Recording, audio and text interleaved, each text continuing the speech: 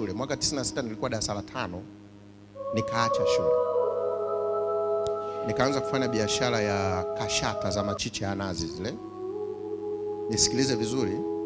Siku moja nikaenda kuuza hizi kashata kwenye uwanja wa mpira kwa wavuta bangi. Sasa wakanipa na mimi ile wanaovuta. Nilipovuta nikalewa, nikalala.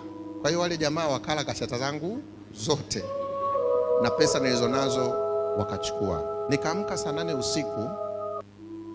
Nakumbuka hata nguo zingine walichukua.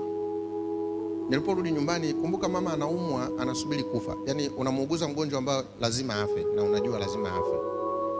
Yule mama hakuwa amekula tangia masaa yote. Na ili ale ilikuwa lazima nirudi kwanza ndo ale. Maana mtoto aliyekuwa anaishi naye nilikuwa ni mimi peke yangu. Wenzangu wengine walichukuliwa na wazazi wao. Nakumbuka ile jioni nimerudi, alikuwa anataka kunipiga na ni mgonjwa. Umewahi kuona mtu anataka akupige baada ya kumkwepa unawahi kofi ili kupige ili asianguke. Baadaye nikakutana na vijana wauni, ili sasa mama aishi vizuri, nikajiunga na wao vijana kwenda kuiba. Kwa kweli mimi nilikuwa mwizi sana. Najutia, ndio maana nimewambia wadogo zangu kuna wakati naumia sana mtu asipojijua yeye ni nani. Mimi nilikuwa mtaa wa Kongo ule, wakati mnagombea daladala wa kina mama, nimewaibia sana kwenye pochi.